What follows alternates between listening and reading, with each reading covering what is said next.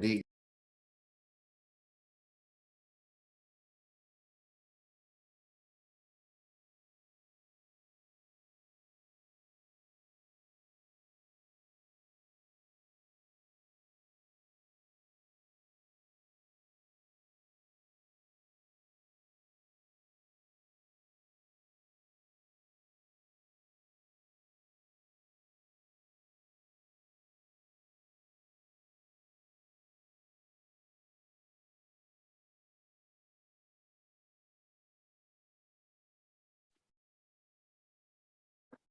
ya, materi kemarin nanti saya buatkan video tentang membuat virus.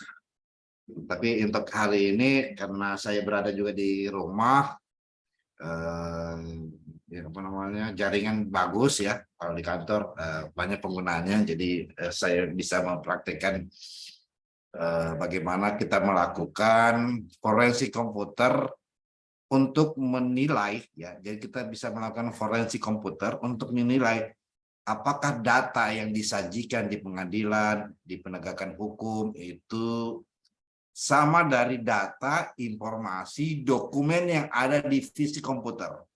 Jadi ketika kita ingin memindahkan, ya kita ingin memindahkan sebuah file atau dokumen dalam prinsip, ya dalam prinsip-prinsip digital forensik atau forensik komputer, ya nilai hash atau MD5-nya, ya SH1-nya harus sama dengan, ya harus sama dengan dari data sumbernya, ya.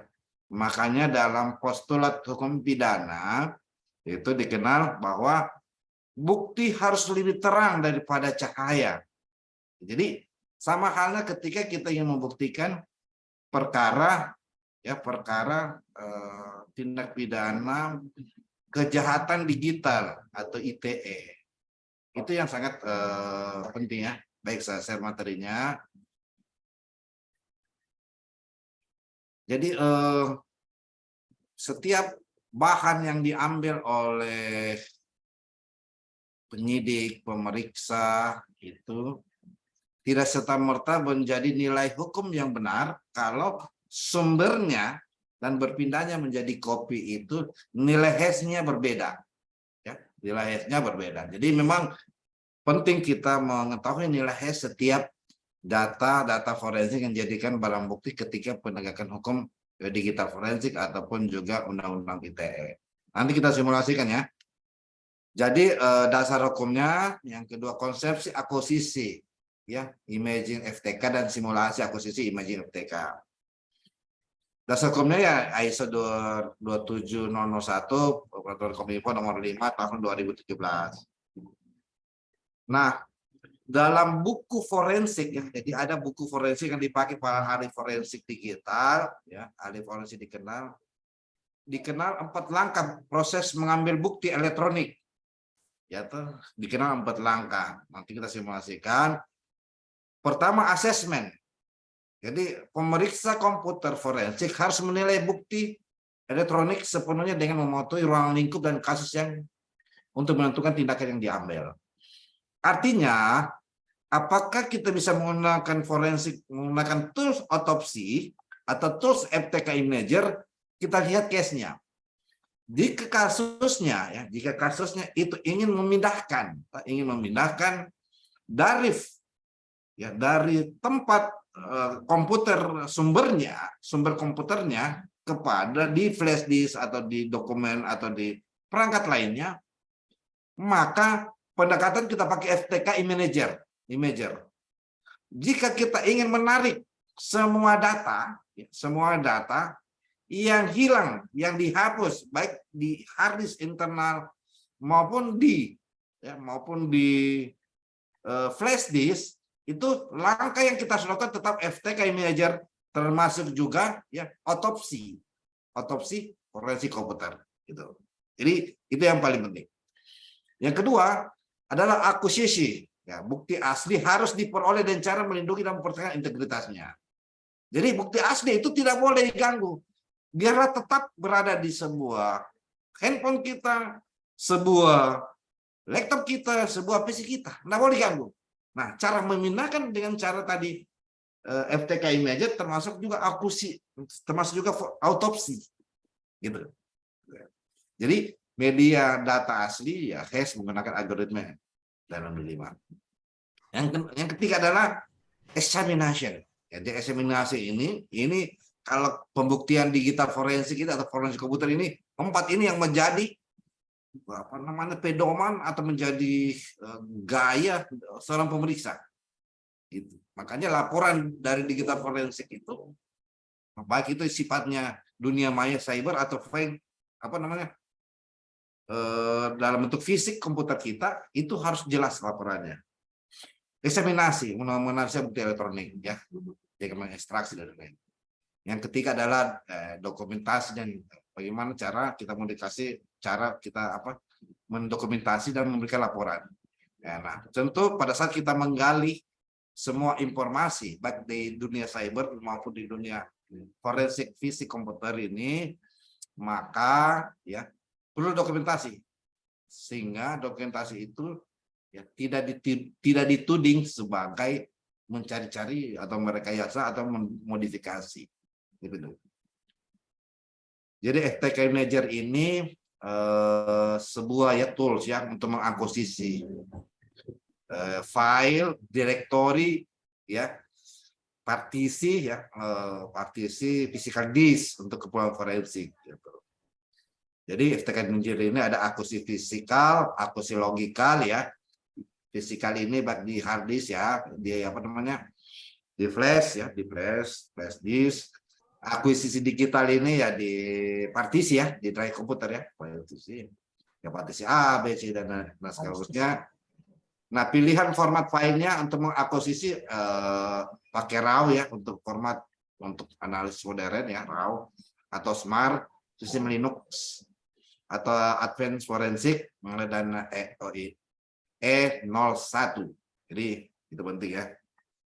Nah, Bapak Ibu, saya sudah membagikan ya di link itu apa namanya di link grup ya 28 itu ini tahapannya ya. Setelah kita download itu di apa namanya bisa di Windows ya. Jadi saya pakai Windows, download, kita masuk di file, create this image ya. Physical drive ya, physical drive ini ya harus kita ketahui ya bahwa dia file yang ada di flash disk. Kalau logical drive ini di drive komputer ya partisi. Image ya, image file ini berkaitan dengan gambar-gambar yang berekstensi image ya seperti JPG, PNG dan lain-lain ya. Yang kedua adalah content of folder ya folder ya yang ada. Adalah ini juga Remiko device ya yang sebenarnya CD atau DVD. Setelah itu baru kita next ya masuk ke komputer ini ya, ke fisik ya, physical drive. Nah, setelah sudah masuk ya physical drive, baru kita add, next lagi, baru kita raw next lagi masuk di bukti flash disk ya, pokoknya next. Baru kita buatkan folder ya, make new folder ya. Ini gampang sekali, Ya, selanjutnya kita add ya, start ya. Dia berjalan, dia melakukan analisis verifikasi, image create ya, successful, close dan akan muncul ini. Inilah ya MD5 sesuai tadi yang saya sampaikan dari awal. MD5 ya harus sama ini compute hash-nya itu sama ya F551 report hash-nya F551 sama juga SH1-nya ya SH1 hash sama tidak akan pernah berubah. Kalau dia berubah antar ini berarti bukti digital itu direkayasa, diragukan dan sangat tidak valid dan sangat mencederai dari teman-teman yang kompeten terhadap digital forensik ya. Kalau ada seorang ahli digital forensik menyampaikan data hash-nya, MD5-nya berbeda sebagai bukti hukum berarti dia sudah melanggar kode etik. Ya. Jadi kita teman-teman di lingkup ahli forensik digital ya, cyber, kalau yang kayak begini melaporkan tidak sesuai apa namanya nilai S-nya, itu sudah pelanggaran kode etik. Itu sudah tidak bisa sudah tidak bisa bergaul di lingkungan asesor ataupun ahli forensik digital ya. Itu. Nah, inilah. Nah, jadi kita bisa lihat ya di datanya ya, akuisisinya tanggal berapa ya. Seminarnya unik deskripsi digital forensik ya. Jadi ini nilainya ya. Ya. Ini image ya, diverifikasi sesuai ya. Image ini sesuai dengan ini sesuai dengan ini. Ya, komputer case-nya ya.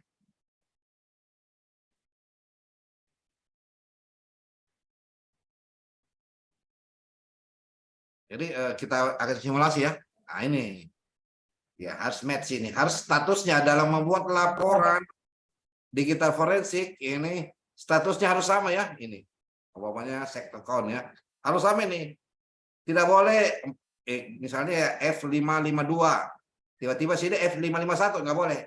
Itu digital, itu bukti forensik yang salah, yang bisa cacat ya, cacat hukum gitu. Ya, kalau kita ingin mengambil informasi. Sama halnya misalnya seperti pertanyaan Ibu Aisyah tadi ya di kontak. Bagaimana Pak Kur kita mengetahui log informasi? Bisa Bu, kita pakai FTK Imager. Siapa-siapa yang melakukan log informasi di sebuah web itu bisa ditangkap dengan device atau perangkat RAM-nya. RAM kita itu bisa menangkap sementara hasil log web kita yang pernah kita searching gitu. Jadi itu kan kelihatan password dan user login-nya. Dan itu sudah pernah saya praktekkan di materi beberapa bulan yang lalu ya, tentang men-tracking log informasi user dan password ketika menjalankan sebuah visi komputer kita. Baik, saya simulasikan saja ya. Simulasikan, saya tunggu ya. Kita simulasikan. Tadi ya, TK Imager. Saya simulasikan dulu.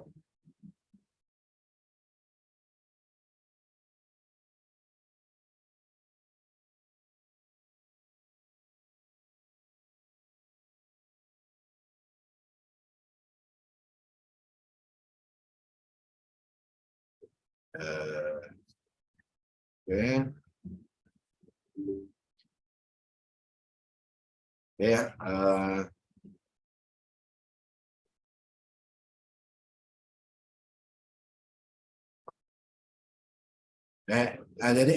jadi ini tool forensiknya ya.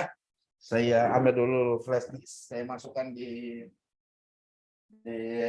komputer saya. Kita akan forensik.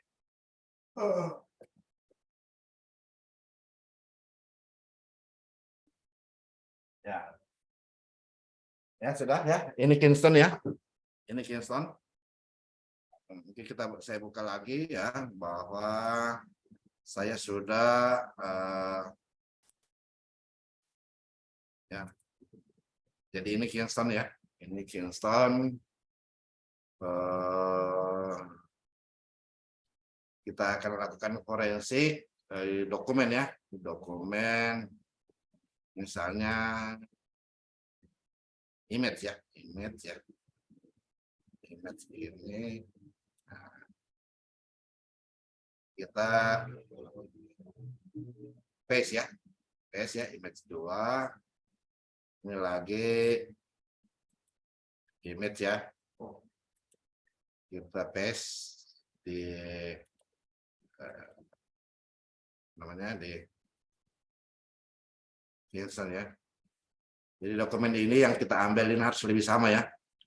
Kita hapus lagi misalnya, hapus. Ya, kita hapus. Baik, kita masuk di FTK Imager ini. FTK Imager ya. Jadi ini ya toolsnya. Jadi langkah yang kita harus lakukan adalah kita file ya. Nah, file, create this image. Create this image. Lalu kita pilih apa tadi? Karena kita ingin forensik sebuah flash disk, nilai S-nya, maka kita physical drive ya. Kalau logical drive ini di hard disk internal kita. Image juga di hard disk internal, sama juga, dan ini di DVD. Maka langkah yang kita lakukan adalah kita physical drive-nya, yaitu flash disk tadi ya, yang di Kingston tadi. Next ya. Nah, itu tadi kita masuk di Kingston Drive ya. Ini kita pilih finish ya. Nah, lalu kita ini harus posisi tercentang ya, tercentang. Kita klik add ya. Nah, tadi kalau untuk material, untuk image ini lebih tepatnya raw ya, karena ada gambar misalnya atau dokumen. Next ya. Lalu kita sebutkan ya. Jadi barang bukti tersebut kita harus lihat pada dokumen tadi yang kita coba hilangkan ataupun dia memang hilang.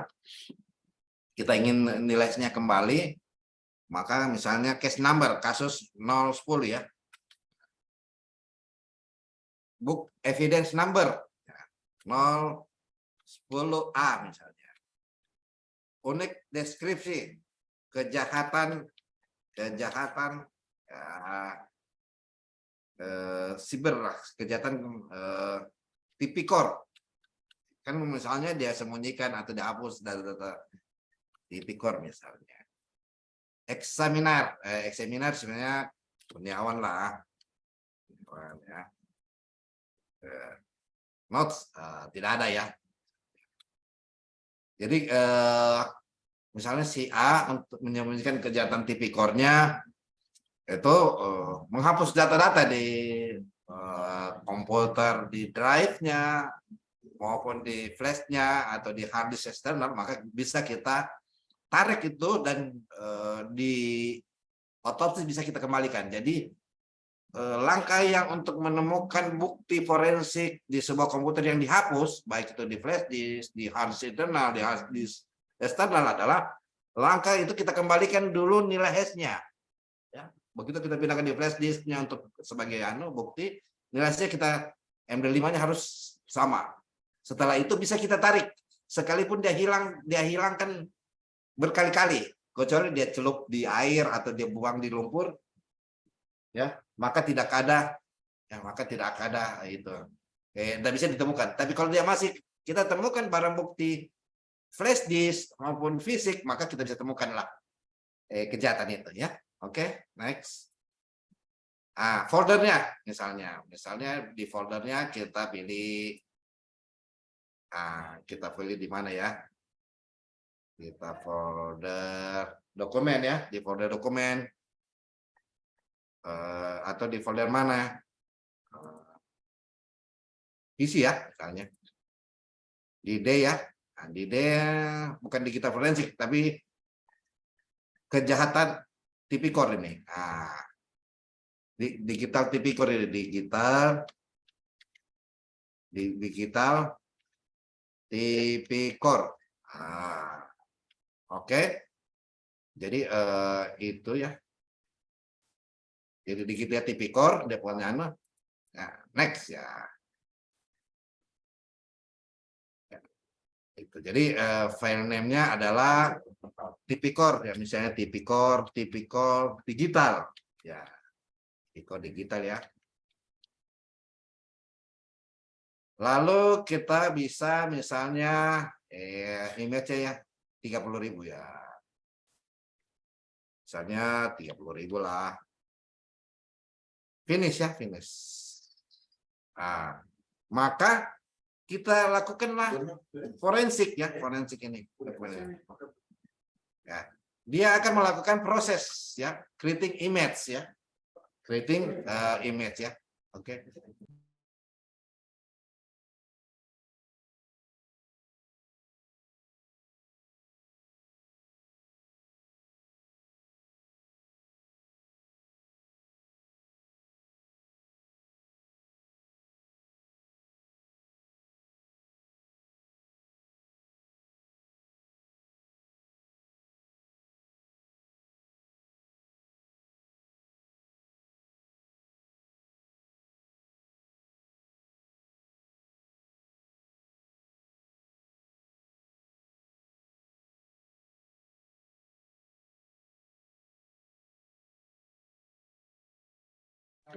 Oke ya.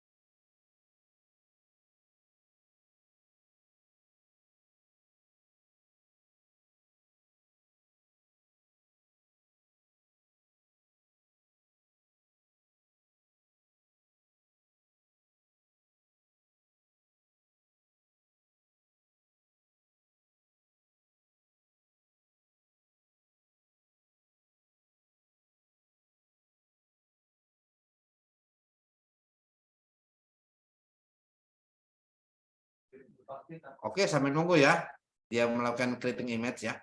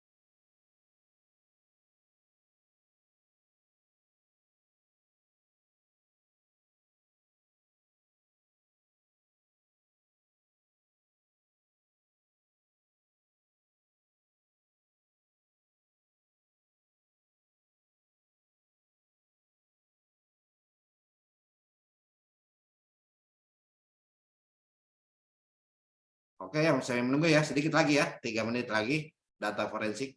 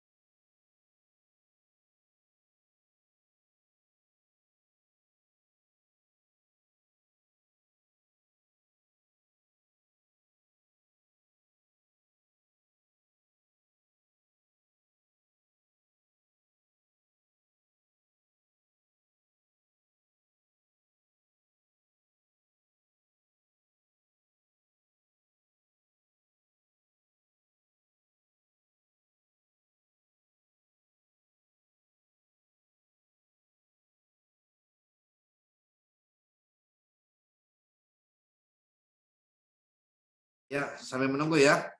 Ini sedikit lagi kurang lebih berapa persen ya. Jadi kita akan lihat digital forensiknya ya yang kita hapus yang bisa menjadi nilai hash-nya. Jadi setelah itu baru kita tarik data forensik, data dari sumber yang misalnya dihapus. Gitu. Intinya kita selamatkan dulu nilai hash-nya, kapasitas nilai hash di forensik komputernya. Baru kita bisa tarik data sekalipun dihapus ribuan kali. Ya, baik itu di apa namanya fisik drive-nya maupun di flash disk. Termasuk juga nanti kalau kita mau ingin mengetahui password loginnya setiap dokumen di website bisa lewat ini. Gitu.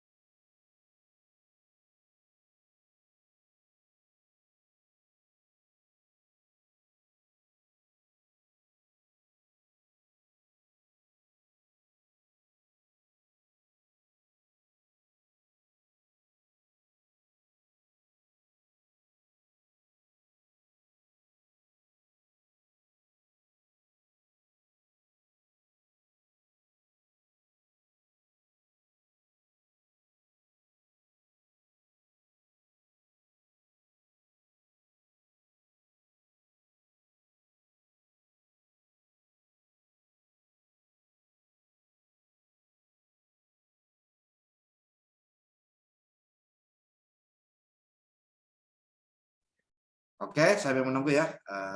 Ini kalau begitu kita verifikasi ya.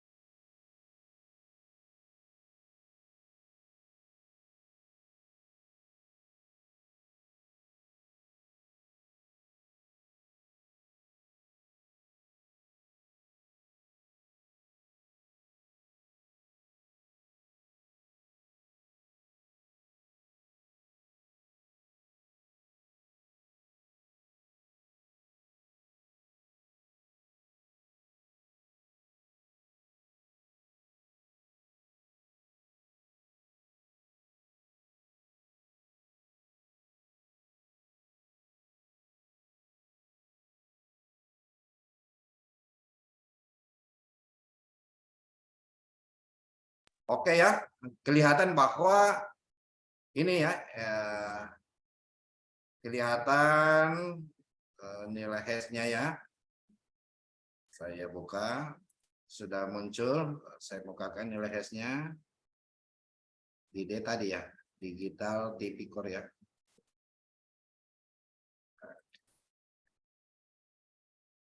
Jadi hasil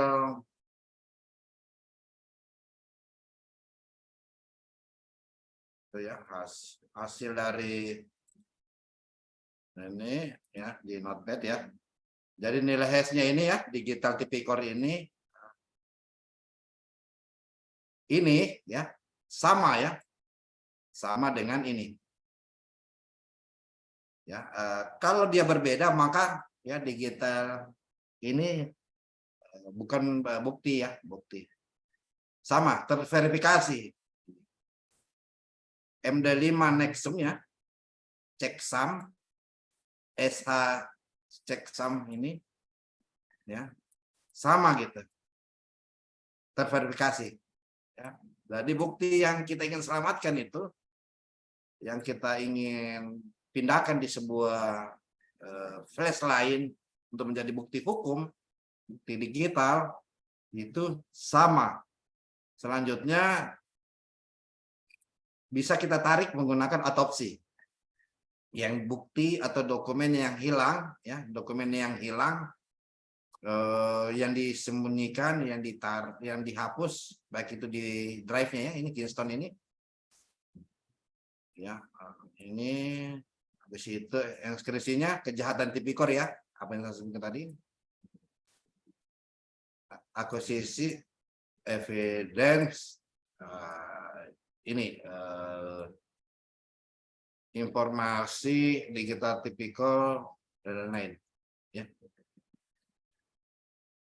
Ini ya, jadi inilah yang menjadi bukti digital kita nantinya ya, bukti digital untuk memastikan bahwa tidak boleh ada perubahan keaslian. Olehnya itu sebenarnya dari penjelasan saya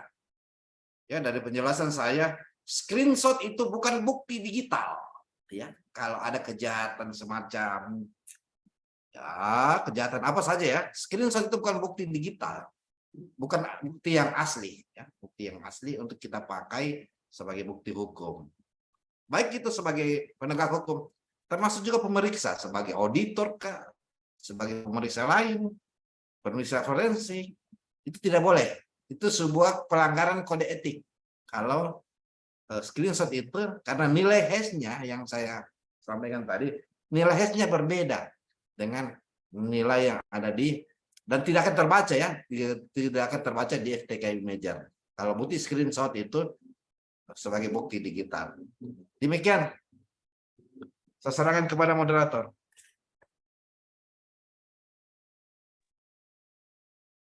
Baik, Bapak Ibu, itulah tadi pembahasan ilmu serta pengalaman yang luar biasa dari narasumber kita hari ini. Selanjutnya kita masuk ke sesi tanya jawab atau diskusi. Bagi Bapak Ibu yang ingin mengajukan pertanyaan, bisa menuliskan pertanyaannya di kolom chat atau juga bisa menekan fitur raise hand. Silakan.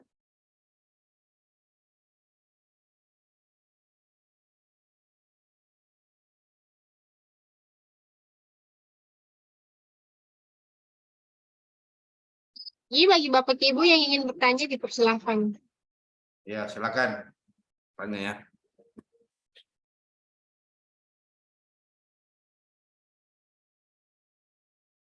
Pak, ada pertanyaan dari kolom chat dari Bu Aisyah Amini. Pak, izin jika screenshot bukti transfer apa bisa sebagai bukti?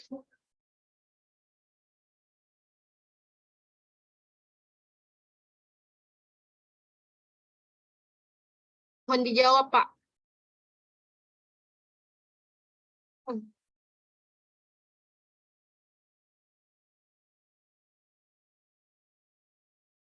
Ya. Halo? Ya, Pak. Ini, Pak, ada Itu ya. pertanyaan dari Bu Aisyah. Jadi screenshot itu bukan bukti ya, bukti yang ditransfer ya, bukan bukti digital forensik dia. dia mungkin semacam dia indirect evidence, bukan bukti langsung ya. Sedangkan yang bukti langsung itu dia harus diuji nilai Hess-nya. Dia harus diuji nilai Hess-nya apa namanya? Nilai Hess-nya ya diuji supaya seperti pengujian tadi. Pertama nilai Hess-nya, yang kedua MD5-nya. Kalau antara bukti fisik tadi dengan bukti digitalnya tidak sama, ya yang di Hess itu tadi, maka screenshot bukan bukti digital forensik dia. Dia semacam petunjuk, tapi bukti bukan bukti langsung. Nah, kalau dia bukan bukti langsung, berarti harus ada bukti-bukti lain yang menunjukkan bahwa yang mendukung terhadap bukti tidak langsung itu. Ya, itu. Jadi tidak bisa berdiri sendiri ya. Jadi screenshot itu bukan bukti langsung dia. Nah, sedangkan bukti langsung kan yang diakui di kalau bicara tindak pidana itu kan di pasal 184 itu ya pertama saksi, yang kedua ahli keterangan, ketiga ya tadi surat, yang keempat petunjuk. Nah, petunjuk itu kan bukti di hakim, bukan bukti di penyidik ya, bukan. Dan keterangan terdakwa atau tersangka. Demikian.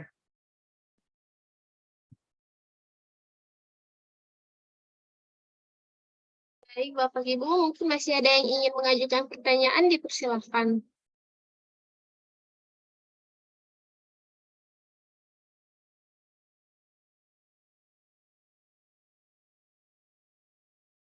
Mungkin cukup, Pak. Ya, Mungkin cukup, Pak. Sudah tidak ada yang mau bertanya. mungkin. Coba tanya dulu. Cukup ya? Bapak Ibu, bagi yang ingin tanya, dipersilahkan. Ya mungkin begitu saja lah. Kalau memang tidak ada. Baik, Pak. Mungkin ada close statement, Pak.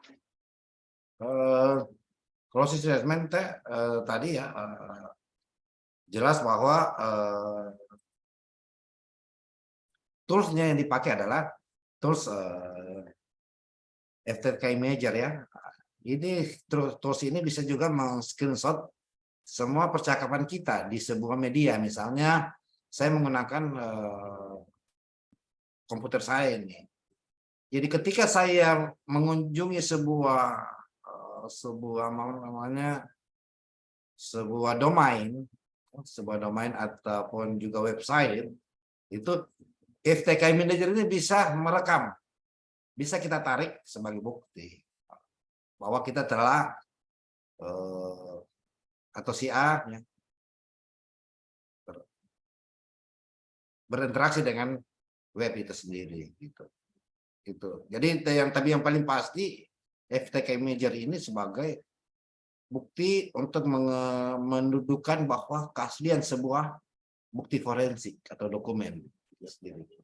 Bukan yang lainnya. Sedangkan kalau untuk mengakuisisi atau mengakuisisi atau mengembalikan data yang hilang itu pakai otopsi. Ya, pakai otopsi. Demikian yang saya sajikan. Mohon maaf atas kekurangan. Saya serahkan kepada moderator.